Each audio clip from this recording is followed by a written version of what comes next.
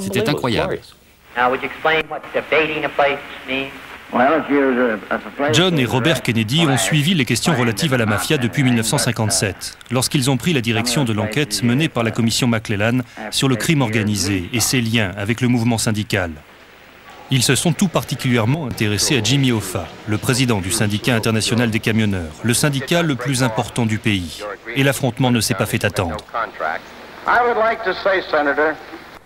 That if you're trying to penalize the American labor movement for Hoffa, or for your dislike for Hoffa, then spell it out in the law, exempting everybody except Hoffa, will you please? Well, we're exempting everyone but racketeers and hoodlums and crooks. I would like to have you draft that language, sir. I'm not talking necessarily... Devenu ministre de la Justice, Robert Kennedy est déterminé à transformer sa connaissance des rouages de la mafia en une nouvelle politique nationale. Arrêtez de la définir, agissez, a-t-il dit aux jeunes avocats qu'il a recrutés pour cette mission. Robert Blakey fut l'un d'eux. Vous ne pouvez pas savoir à quel point le gouvernement peut être inefficace, compliqué, incapable, tant qu'il n'est pas pris en main par une forte personnalité. C'est exactement ce qu'a fait Robert Kennedy. Il force le directeur du FBI, J. Edgar Hoover, à ne plus mobiliser tous ses hommes et ses moyens pour la chasse aux communistes et à les affecter prioritairement à la lutte contre le crime organisé. Et il fait témoigner un repenti de la mafia, Joe Valachi, lors d'une audience retransmise à la télévision. Then he picks your finger. Who? The Godfather. He picks your finger. He picks your finger with a needle. Makes a little blood come out. In other words, Wesley expressed the blood relation. Supposed to be like brothers. That's the letting of blood. That's right. All of us in that position. Sous l'impulsion de Robert Kennedy, le nombre de procès contre le crime organisé augmente de 700%. Il a affecté 20 procureurs au seul syndicat des camionneurs et aux liens de Jimmy Hoffa avec la mafia. Il avait des liens avec la mafia de New York, de Détroit, de Cleveland, de Kansas City. Il y avait divers avocats, divers intermédiaires. Pour les deux principales familles du crime organisé du Sud, c'était Frank Ragano. Il faisait partie de l'équipe qui a défendu Jimmy Hoffa au cours des divers procès. Mais il était celui auquel Hoffa parlait de sujets personnels, lesquels concernaient exclusivement les deux patrons du crime organisé de Tampa et de la Nouvelle-Orléans.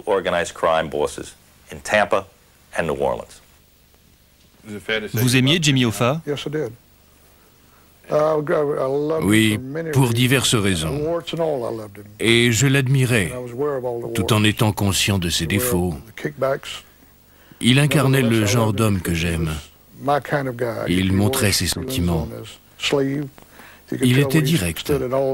Et j'aime les gens comme ça. Sans doute parce que je suis aussi un peu comme ça.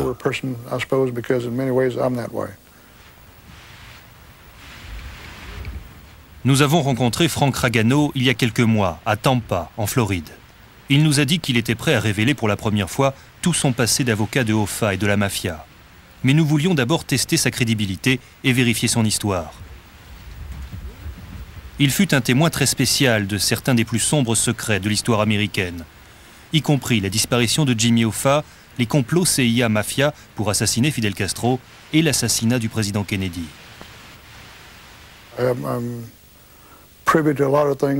Je suis au courant de beaucoup d'événements qui ont marqué l'histoire. Mes parents étaient des immigrants siciliens. Ce pays s'est montré très bon pour moi. J'ai eu beaucoup de chance. J'ai pu devenir un avocat célèbre et je dois beaucoup à ce pays. Pour comprendre les secrets de Frank Ragano, il faut d'abord comprendre comment il s'est lié à la mafia. Il a eu une enfance normale. Il a grandi dans le milieu ouvrier de Tampa. Et l'histoire qu'il nous a racontée semble tout droit sortie du film Le Parrain. Je me rappelle, j'avais 9 ou 10 ans, et j'avais une sœur aînée qui s'appelait, et s'appelle toujours, Rose. Elle avait un mari qui la battait horriblement. Et un jour, je me souviens, je jouais sous la table et ma mère a dit à mon père quelque chose comme « Un jour ou l'autre, il va la tuer. C'est juste une question de temps. Je crois que tu devrais aller le voir. Le père de Ragano passe alors un coup de fil à un mystérieux personnage tout-puissant de la mafia. Et son gendre se retrouve avec les bras et les jambes cassés. Je suppose qu'inconsciemment, j'avais un sentiment pour la mafia parce qu'elle avait en quelque sorte sauvé ma sœur. Un sentiment de gratitude, d'affection? Oui, sans doute. Pas de l'affection, plutôt du respect. Avec ses souvenirs d'enfance de terrorisme bienveillant, Frank Ragano n'a eu aucun mal à devenir l'avocat de personnalité de la mafia. Il nie cependant être devenu un membre actif de l'organisation. Et il insiste sur le fait qu'il a eu d'autres clients importants. Mais ses clients les plus rentables furent Jimmy Hoffa et Santo Trafficante Jr., chef de la mafia à Tampa, qui fut l'un des chefs les plus rusés et les plus impitoyables de l'histoire de la mafia.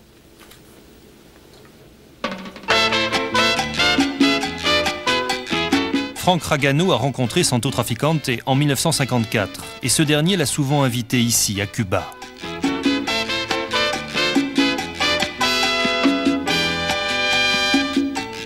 Avant Castro, l'île était le paradis des gangsters. Mafiosi et célébrités affluaient sur ce lieu enchanteur des Caraïbes et Frank Ragano amenait souvent sa caméra avec lui.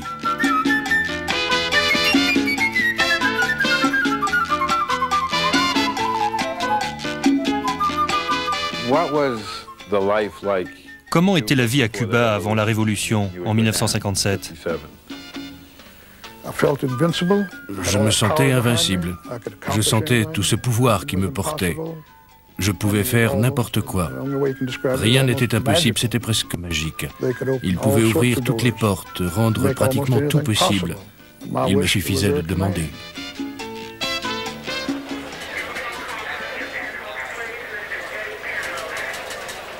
La mafia contrôle plus d'une dizaine de casinos et laisse en échange le dictateur Fulgencio Batista récupérer une partie des bénéfices.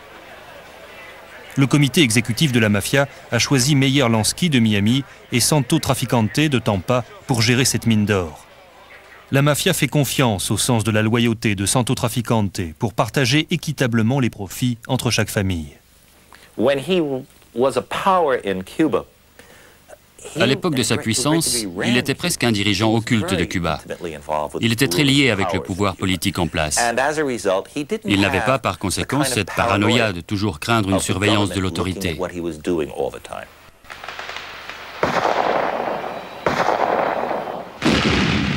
Mais en 1959, la révolution de Fidel Castro menace le fonctionnement des casinos. La mafia assure donc ses arrières en soutenant les deux factions opposées. Frank Sturgis, qui sera plus tard l'un des célèbres plombiers du Watergate, est l'homme de Castro, responsable des casinos. Qu'a fait Trafficante pour aider Castro quand il était encore un révolutionnaire dans les montagnes?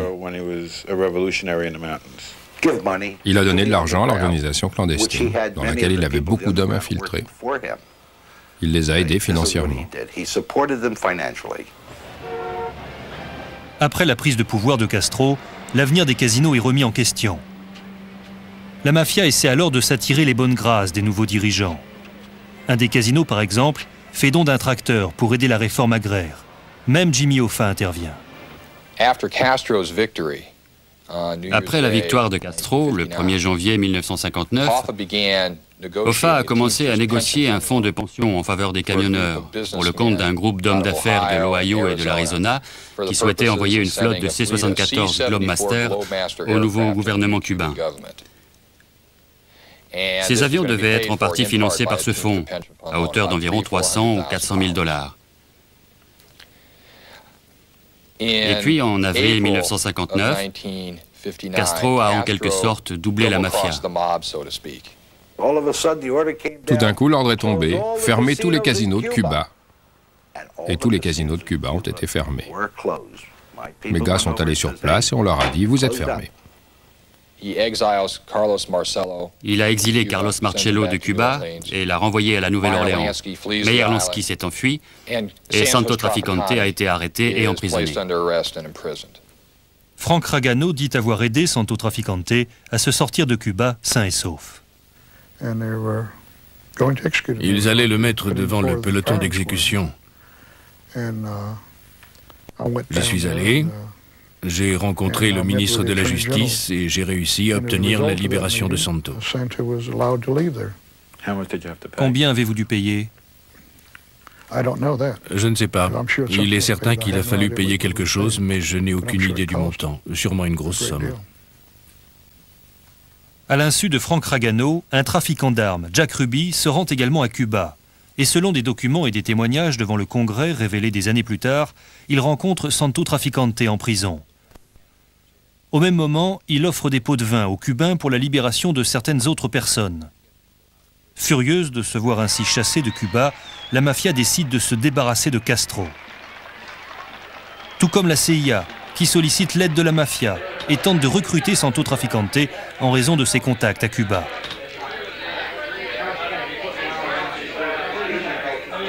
Mais selon Frank Ragano, Santo Traficante considère qu'il est impossible d'assassiner Castro sans se faire tuer et décide donc de simplement donner le change à la CIA.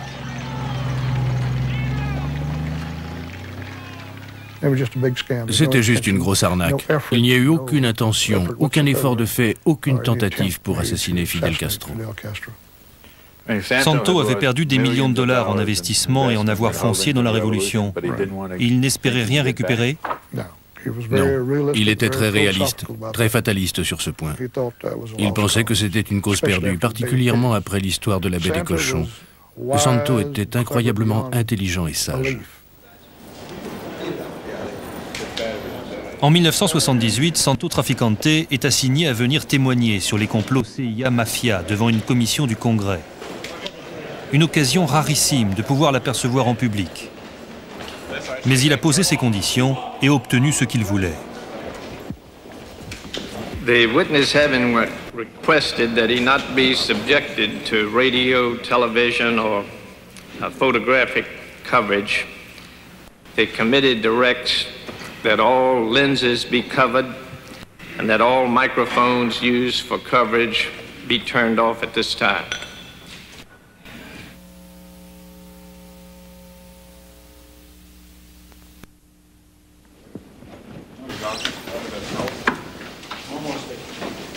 Après une journée entière d'audition, Santo Traficante ressort sans faire aucun commentaire à la presse.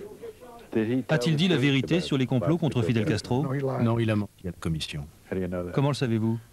Il me l'a dit. Je n'étais pas son avocat à l'époque, mais il leur a dit ce qu'ils voulaient entendre. C'est-à-dire? Qu'ils avaient vraiment essayé d'assassiner Fidel Castro alors que c'est faux. Ils l'ont prétendu, mais ils n'ont rien fait. Santo a donc escroqué la CIA. Oui, bien sûr. Il m'a dit, je leur ai dit ce qu'ils voulaient entendre.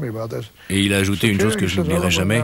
Je me rappelle, quand j'étais gamin et que j'allais à l'école, je lisais les livres d'histoire et j'écoutais les professeurs et j'y croyais. Je ne pensais pas que les gens mentaient sur l'histoire.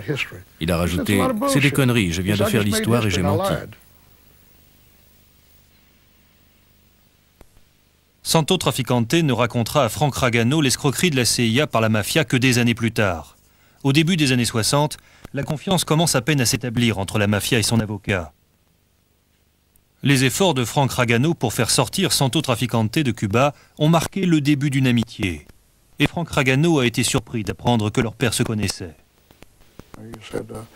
Il m'a dit, je pense que tu sais que mon père a aidé ton père il y a quelques années. J'ignorais totalement de quoi il parlait. Tu vois de quoi je parle? Tu te rappelles pour ta sœur? Son mari la battait. Mon père y a mis un terme. C'est là que j'ai compris pour la première fois qui mon père était allé voir. Le bon temps continue pour Frank Ragano. Dès le début, il franchit la limite entre avocat et client en fréquentant Santo Traficante. Sa femme, Nancy, se joint souvent à eux. Je suis sortie dîner plusieurs fois avec Santo et Frank. Santo était l'image même du gentleman. Je l'aimais bien. Je l'aimais même beaucoup. Il était cultivé. Il me parlait très gentiment. Il était très poli et agréable. Santo Trafficante est un parrain selon la plus pure tradition. Son père a été un patron de la mafia. Lorsque son fils a eu 20 ans, il l'a envoyé à New York comme apprenti auprès du parrain Carlo Gambino. Santo Trafficante avait été élevé comme un prince. Il avait le sens du bien-être et de la dignité. Et on pouvait immédiatement voir que c'était un homme qui connaissait sa valeur, qui ne fuyait devant personne, ni devant rien. Cela lui donnait un énorme pouvoir. En même temps, cela faisait de lui une personne très calme. Et il était facile pour un avocat comme Frank Ragano d'avoir des relations sociales avec lui.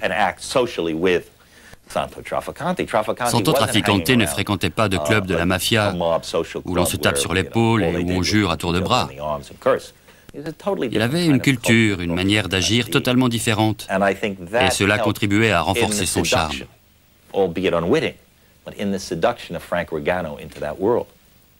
Mais il y a au personnage de Santo Trafficante une facette beaucoup plus sinistre. Malgré tout son panache, son style et sa sophistication, cet homme a bien sûr ordonné des meurtres, beaucoup de meurtres. Derrière sa façade amène, c'était un boucher.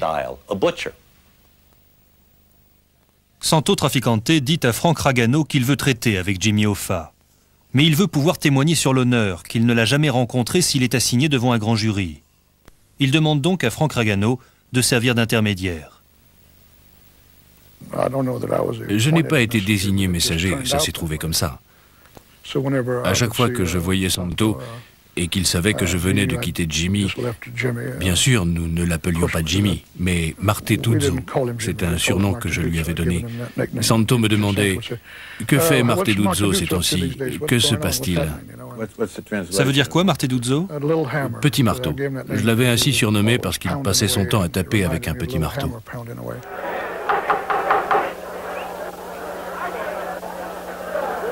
My friends, and you are my friends since I'm a kid, 16 years old. Pour les membres du syndicat, Jimmy Hoffa est un héros ouvrier. Mais pour la mafia, il constitue une source de crédit à leur solde. Il contrôle 1,4 milliard de dollars, épargnés par des milliers de camionneurs pour leur retraite. La mafia souhaite pouvoir emprunter sur ce fonds de pension pour des opérations à risque. Lorsque Santo Trafficante veut un emprunt pour lui ou l'un de ses amis, Frank Ragano lui sert de courtier, prenant des primes d'intermédiaire se chiffrant en dizaines de milliers de dollars. Au début des années 60, Robert Kennedy engage un combat au finish contre Jimmy Hoffa. 15 grands jurys enquêtent sur le syndicat sur la base de chefs d'accusation allant de la fraude et l'extorsion au trucage d'élections. This is Gestapo tactics as never practiced even by Hitler, Mussolini or Khrushchev. Hoffa en a assez. Au cours d'une réunion stratégique avec ses avocats, il pose une question sur Robert Kennedy qu'il a surnommé Booby, le bouffon. Il a dit quelque chose du genre « Que croyez-vous qu'il se passerait s'il arrivait quelque chose à Booby ?» Et Bill Bufalino a répondu « C'est facile à prévoir. John Kennedy sera tellement furax qu'il nommera probablement quelqu'un de pire que Bobby. » Et Jimmy a alors demandé « Que se passerait-il alors s'il arrivait quelque chose à John Kennedy ?» Et Bill a répondu « Lyndon Johnson déteste autant Bobby Kennedy que nous, et il s'empressera de s'en débarrasser. Il en nommera un autre à la place. Il le virera, sans aucun doute. » Et Jimmy dit alors « Ça tient la route. » Ce n'est apparemment pas la première fois que Jimmy Hoffa parle de tuer un des Kennedy. Un an auparavant, il a dit à Ed Partin, membre corrompu du syndicat des camionneurs de Louisiane, qu'il voulait assassiner Robert Kennedy. En septembre 1962, Ed Partin et Jimmy Hoffa ont eu une conversation au siège du syndicat. Au cours de celle-ci, Jimmy Hoffa a fortement marqué qu'il voulait tuer Robert Kennedy. Avant de mourir, Ed Partin a révélé quel était le plan de Jimmy Hoffa pour assassiner Robert Kennedy. Dan Moldea a enregistré la conversation. «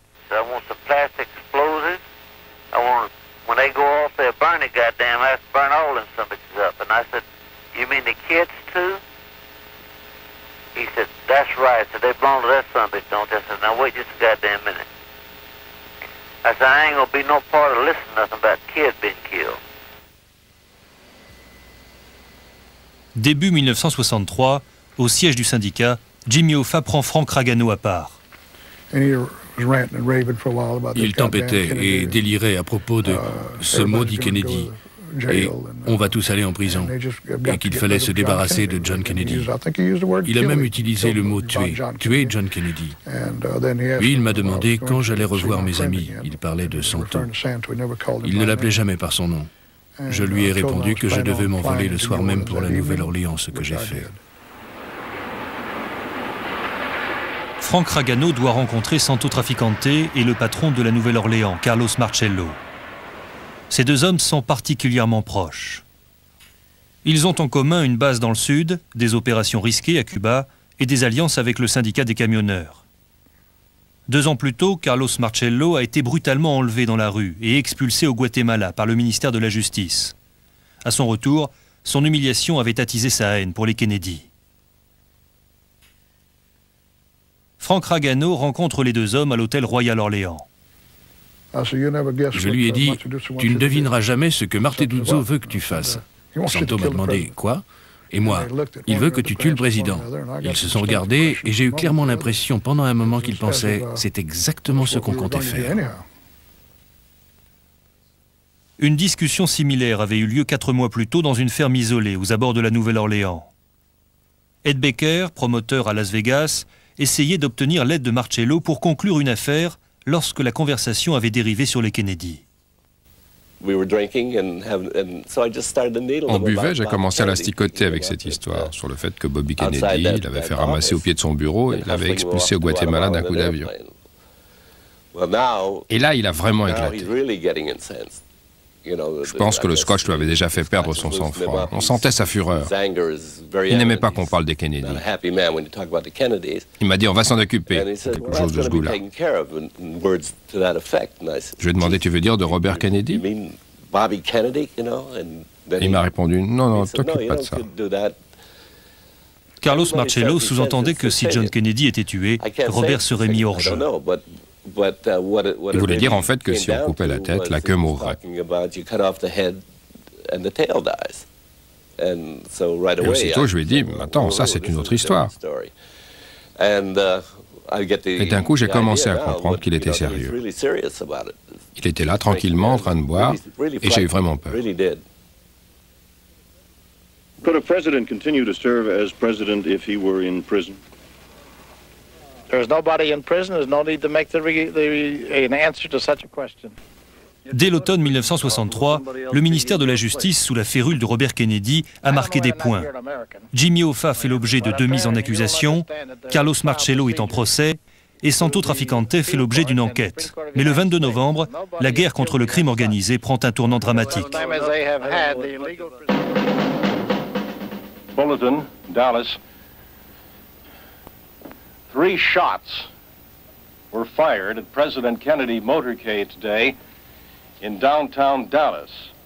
The first reports say, here it is, flash, Washington, government sources here in the Capitol say, President Kennedy is dead.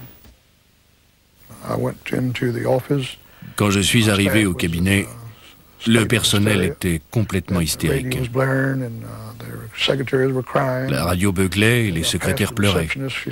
Quand je suis passé à côté de la réceptionniste, elle me dit « Monsieur Hoffa au téléphone ». Je suis allé dans mon bureau, j'ai pris le récepteur et j'ai dit « Bonjour Jim ». Il me dit « Vous avez entendu la bonne nouvelle, ils ont tué ce salaud ».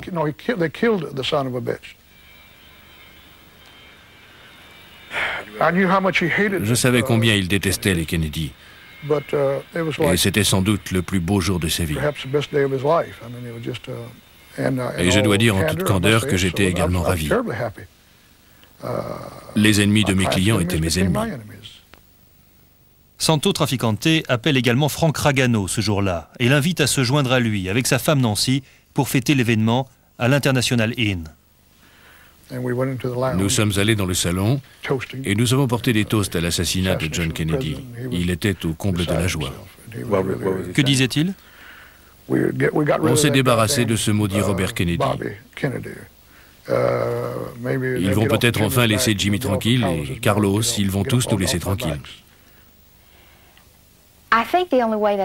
Tout ce que je peux dire, c'est que j'étais horrifiée, complètement horrifiée de les entendre tous les deux porter des toasts à l'assassinat. J'ai posé brusquement mon verre et je suis partie. C'était plus que je ne pouvais en supporter. Une partie de vous-même souhaitait-elle la suivre? Oui, bien sûr. Je voulais partir avec elle. Mais j'ai senti que Santo m'aurait méprisé pour ça. J'ai essayé de me mettre à sa place, et il n'aurait jamais fait ça. Pendant un bref moment cette nuit-là, juste avant de m'enfuir, j'ai eu l'impression que Santo avait quelque chose à voir dans tout ça.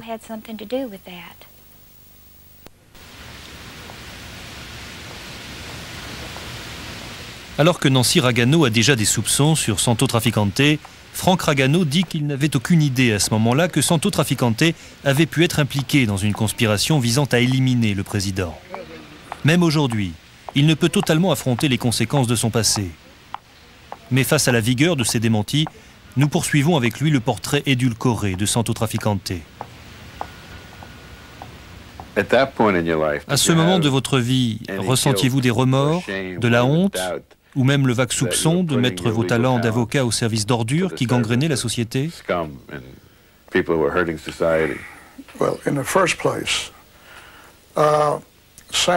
D'abord, Santo et moi avions un accord tacite.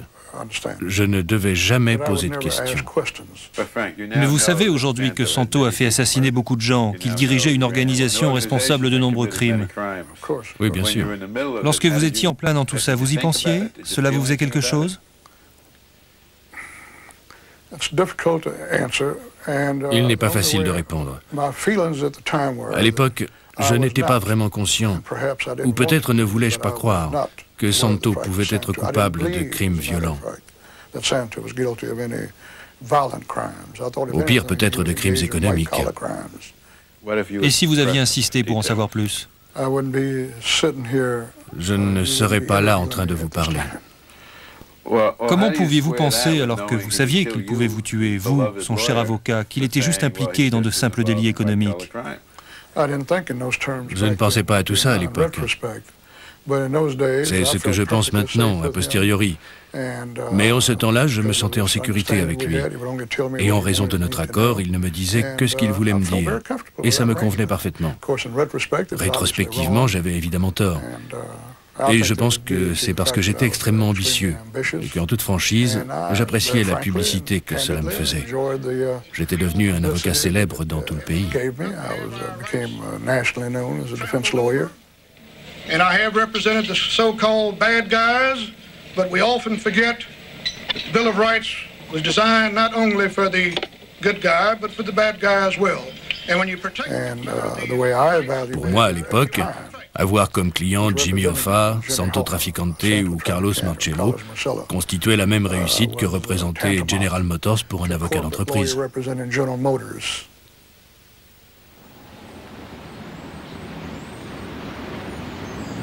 Son frère disparu et en but à un nouveau président hostile, Robert Kennedy démissionne de son poste de ministre de la Justice en 1964. En 4 ans, le nombre d'enquêtes sur le crime organisé chute de 75%.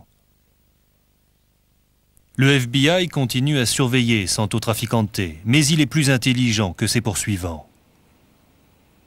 Surveillé et suivi à Tampa, à Miami et à New York, Santo Trafficante ne passe jamais d'autres nuits en prison. L'agent du FBI, Jim Keane, a enquêté pendant 15 ans sur Trafficante.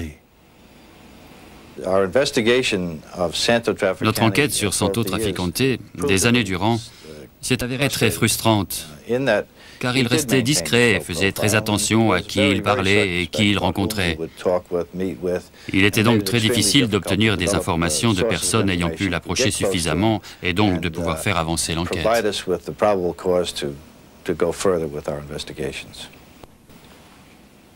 À l'automne 1966, alors qu'il arbitre une querelle interne à New York, Santo Trafficante est capturé avec d'autres patrons et jeté en prison. Frank Ragano se rend à New York et le fait libérer avant la fin de la journée. Plusieurs jours plus tard, Frank Ragano fête son succès avec Santo et Carlos Marcello. Cette photographie, diffusée dans le monde entier, assure définitivement à Ragano le titre d'avocat important de la mafia. Pendant que Frank Ragano sort vainqueur de ses batailles juridiques, Jimmy Hoffa se débat dans les problèmes. Le 7 mars 1967, il se présente au bureau du marshal des États-Unis pour commencer à purger sa peine de 13 ans de prison pour racket et corruption de jury. Il s'est arrangé pour que son second, Frank Fitzsimmons, soit élu président du syndicat. En contrepartie, celui-ci doit le faire sortir de prison. On lui en a fait la remarque à l'époque. Pourquoi choisir celui-là? Il doit y avoir au moins 100 types plus qualifiés. Et il répondait, oui, mais je peux le contrôler.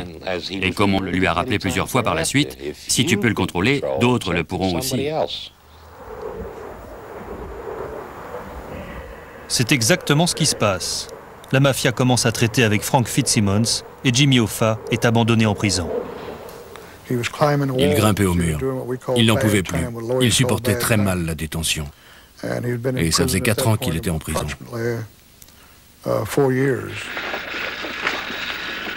En avril 1971, Jimmy Hoffa bénéficie d'une permission humanitaire de 4 jours pour aller voir sa femme souffrante. Il en profite pour arranger un rendez-vous avec Frank Fitzsimmons à l'hôtel Fairmont de San Francisco. Hoffa demande à Frank Ragano d'être présent. Et lui dit, Fitz, regarde-moi bien dans les yeux, parce que je vais te dire ça une fois et une seule. Si tu ne me sors pas de prison avant Noël, tu ne seras plus là pour célébrer le Nouvel An. À ce moment-là, il a regardé dans ma direction et dit, j'ai encore des amis dehors. Et c'est là que j'ai compris pourquoi il voulait que je sois présent. Il montrait à Frank Fitzsimmons qu'il disposait encore des moyens pour exécuter sa menace.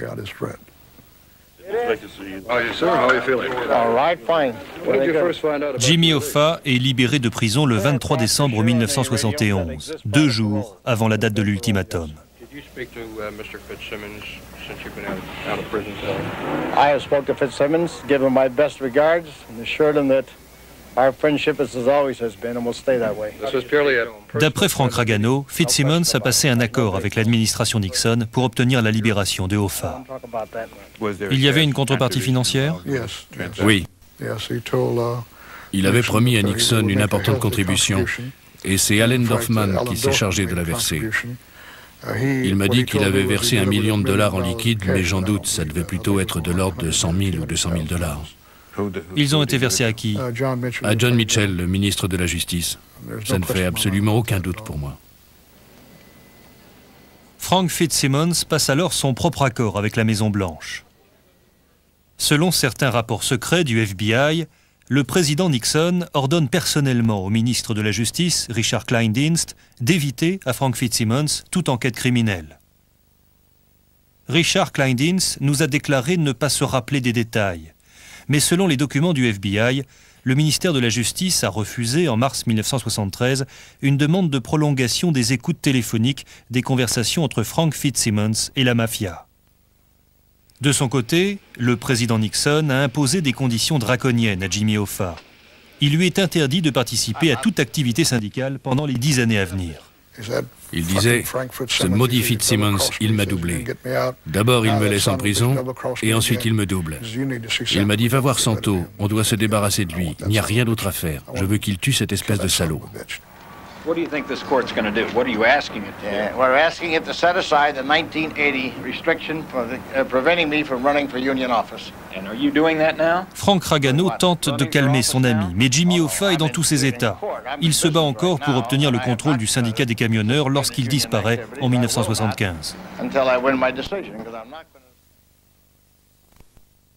Frank Ragano a lui aussi quelques problèmes. En 1976, il est reconnu coupable de fraude fiscale, mis en liberté surveillée et rayé de l'ordre des avocats.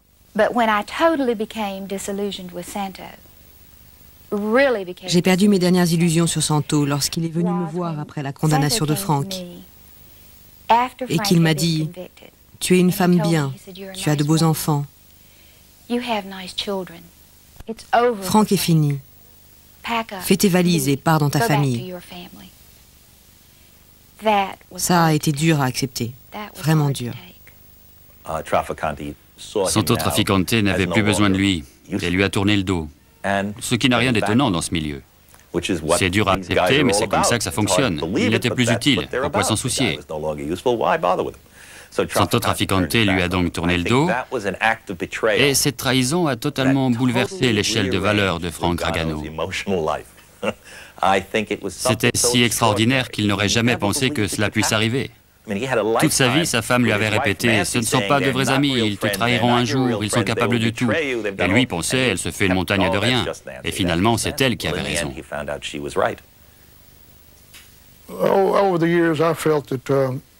Toutes ces années, j'avais pensé qu'il était injuste de le placer dans la même catégorie que tous ces caïds de la mafia. Je pensais qu'il était différent.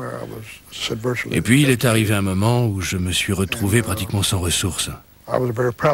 Ma fierté me l'interdisait, mais Nancy a fini par me convaincre qu'il ne nous restait pas d'autre solution que d'aller lui demander une aide financière.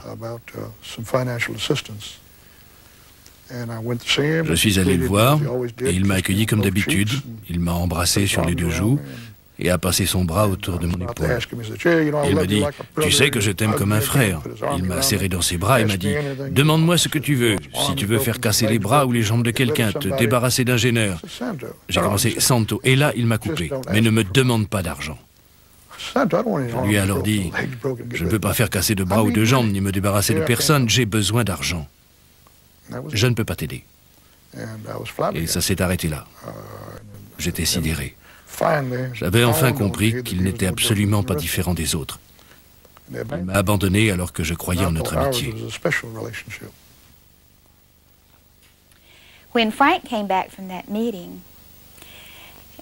Quand Frank est revenu de cette rencontre et m'a répété ce que lui avait dit Santo, je ne parle pas comme ça d'habitude, mais c'est sorti d'un coup. J'ai regardé Frank et j'ai dit « Quel sale enfoiré !»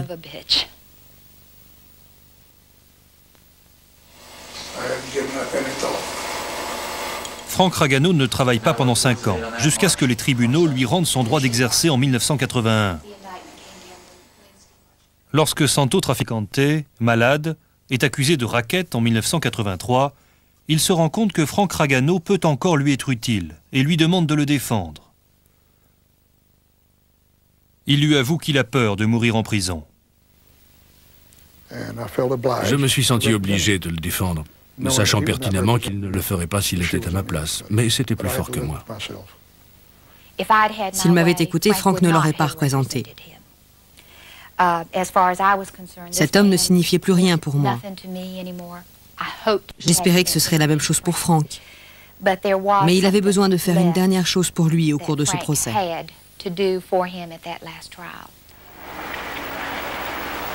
En 1986, les deux hommes livrent leur dernière bataille juridique ensemble. Santo, reconnaissant, a une dernière conversation avec son filleul, Chris, le fils de Frank Ragano. Il lui offre de casser les jambes de tous ceux qui l'embêteront. Pour Santo Trafficante, la violence est la forme suprême de l'affection. En définitive, le juge prononce un non-lieu pour vice de procédure en raison du manque de preuves et Santo Trafficante échappe une dernière fois à la prison. 1 an plus tard, il agonise et doit subir une opération du cœur à laquelle il a peu de chances de survivre. Peu avant, il fait venir Frank Ragano chez lui pour une dernière rencontre. Je pense qu'il voulait se libérer d'un poids. Il m'a raconté les erreurs qu'il avait commises au cours de sa vie et m'a juré qu'il ferait les choses différemment s'il pouvait tout recommencer. Et c'est comme ça que c'est parti. Pour la première fois en 30 ans, Frank Ragano pose à Santo Trafficante une question directe. Au cours de toutes ces discussions que nous avons eues pendant 4h30, la seule question directe que je lui ai posée en dehors de problèmes juridiques était celle-ci. Qu'est-il arrivé à Marteduzzo? Et il m'a raconté toute l'histoire. Selon Santo, qui a tué Jimmy Hoffa? Frank Fitzsimmons et la mafia. Pourquoi? Ils ne voulaient pas le voir revenir à la tête du syndicat. Ils étaient très contents de Frank Fitzsimmons. Il ne refusait aucune demande de prêt, d'après ce que m'a dit Santo. Aurait-il pu empêcher ce meurtre? Oui, et c'est pour ça qu'il m'avait demandé de ne pas poser de questions. Il m'a dit, j'avais les mains liées, et j'ai pensé que tu serais allé prévenir Marteduzzo, et le projet aurait avorté. Il a ajouté, je sais que tu l'aimais bien, et j'avais peur d'avoir des problèmes avec mes amis du Nord s'ils avaient appris que je te l'avais dit. Mais la révélation la plus extraordinaire de cette confession concerne l'assassinat du président Kennedy et la responsabilité de Carlos Marcello, patron de la mafia de la Nouvelle-Orléans.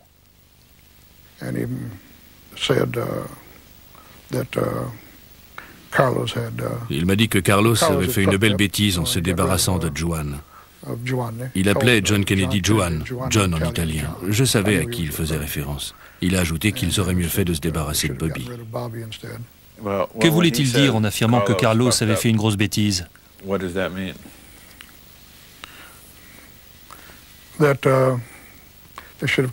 Qu'ils auraient dû tuer Robert à la place de John Kennedy.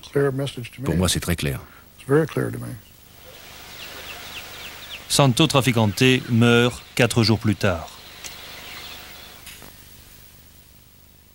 Cette thèse de la responsabilité directe de la mafia dans l'assassinat du président Kennedy a toujours été plus ou moins évoquée et compte autant de chauds partisans que d'irréductibles adversaires. Et encore plus après l'assassinat de Robert Kennedy en 1968.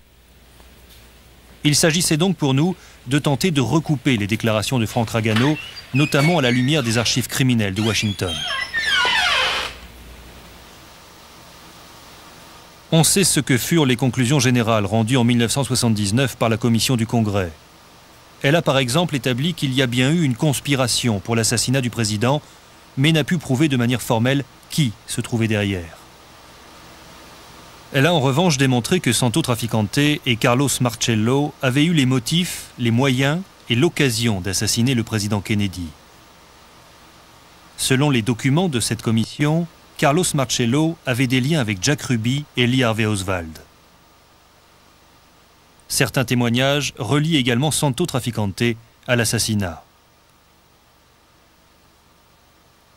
Un informateur crédible du FBI, José Aleman, avait déclaré sous serment lors d'une audition secrète que Santo Traficante lui avait dit en septembre 1962 que Kennedy was going to be hit, allait être abattu. Aleman, you solemnly swear the evidence you're about to give this committee will be the truth, the whole truth, and nothing but the truth, so help you God? Thank you. Mais au cours de l'audition publique, Aleman, qui craignait pour sa vie, avait changé sa version. Prior to that, had you heard the expression, he's going to be hit, the term before? Are you familiar with that expression? Well, it's going to be hit with a lot of votes from the Republicans or anything like that. I didn't have any idea at that moment. That's why I want to bring this to the committee. Finalement, la commission, en raison de son devoir de prudence et du manque de preuves directes, n'avait pas conclu à l'implication de Santo Traficante ni de Carlos Marcello dans l'assassinat.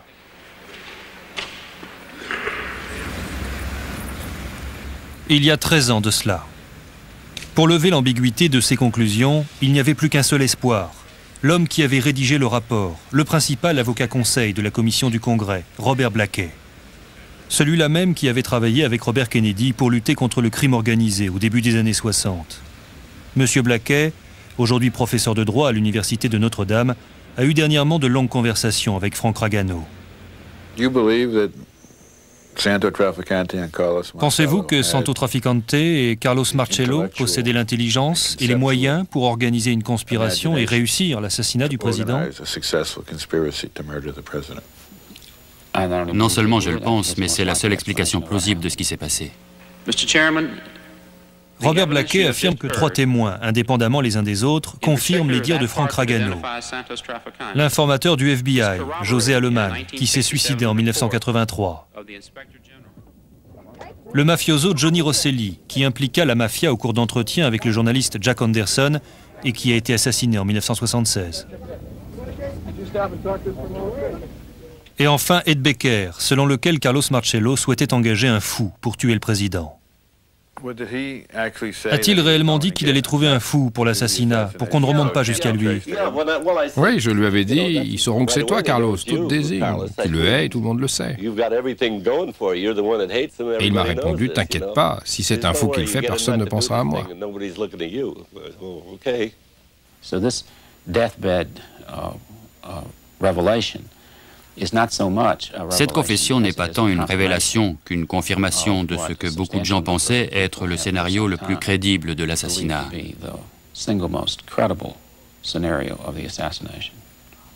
J'ai plus de doutes sur l'éventualité que Jimmy Hoffa est lui aussi trempé dans la conspiration.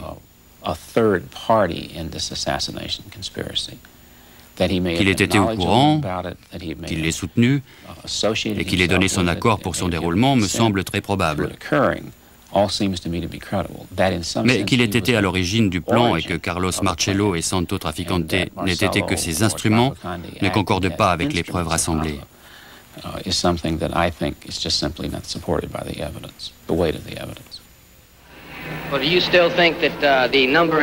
Frank Ragano a également révélé autre chose. Il avait assisté à un procès en 1969 à la Nouvelle-Orléans, au cours duquel le procureur Jim Garrison avait affirmé que c'était la CIA et non la mafia qui avait commandité le meurtre. Frank Ragano avait bu plusieurs verres avec lui pendant le procès. Que pensez-vous du procès de Jim Garrison? Il cherchait à promouvoir sa carrière politique. Il aspirait à devenir gouverneur. Carlos m'a dit qu'il le contrôlait. Et il avait du respect pour Carlos. Dans quel contexte Carlos Marcello vous a-t-il dit que Jim Garrison était son ami? Que voulait-il dire?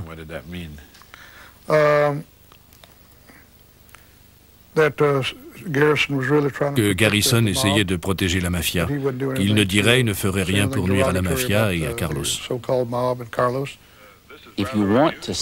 Si on lit entre les lignes de son enquête, le mot d'ordre implicite est d'un bout à l'autre tout le monde sauf Carlos Marcello. À la question « Carlos Marcello a-t-il pu influencer Garrison ?», la réponse est non seulement il l'a pu, mais il l'a fait.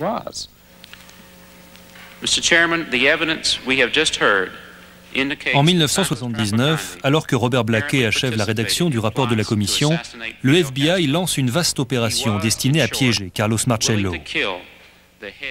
Un informateur infiltré, équipé d'un micro caché, a enregistré des centaines d'heures de conversations avec Carlos Marcello, mais Robert Blakey n'a jamais été autorisé à les écouter. Un jour, un directeur adjoint du FBI me dit que Carlos Marcello avait parlé de l'assassinat sur l'une des cassettes, et je suis devenu fou. Je lui ai dit, il faut que j'entende ça, que je comprenne, et il m'a répondu, impossible. Ces cassettes sont pour l'heure toujours inaccessibles, mais une récente loi, adoptée par le Congrès américain, permettra de rendre publique la plupart des archives sur l'assassinat, dont ces cassettes, mais sans doute seulement en l'an 2039. Une nouvelle pièce viendra alors compléter le puzzle que nous essayons de reconstituer depuis presque 30 ans. Il restera toujours une part de mystère sur cet événement du 22 novembre 1963. Mais les révélations faites par Frank Ragano renforcent la probabilité que Carlos Marcello et Santo Traficante aient joué un rôle essentiel.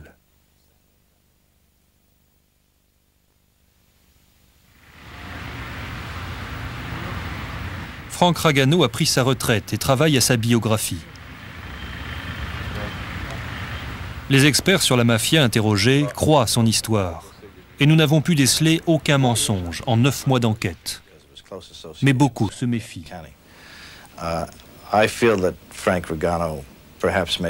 Je pense que Frank Ragano prêche pour sa paroisse. Et je souhaiterais avoir des sources indépendantes et fiables pour vérifier tout ce qu'il m'a dit. Ça ne joue pas particulièrement en sa faveur de reconnaître qu'il a peut-être été complice de l'assassinat du président.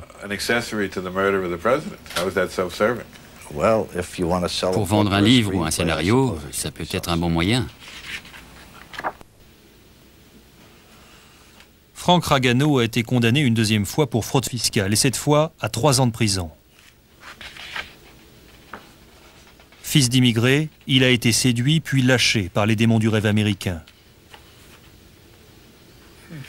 Aujourd'hui, il vit avec la certitude que ses clients se sont ligués pour tuer le président des États-Unis. C'est un poids terrible sur la conscience d'avoir été associé aux instigateurs de cette tragédie. Mais je ne peux plus rien y faire, sauf subir de temps en temps quelques nuits blanches. Vos révélations constituent-elles une sorte d'expiation? J'imagine qu'il faut vivre avec sa conscience et peut-être cela m'aide-t-il un peu. Mais le plus important, à mon avis, est de rétablir la vérité et de faire connaître ce qui s'est réellement passé.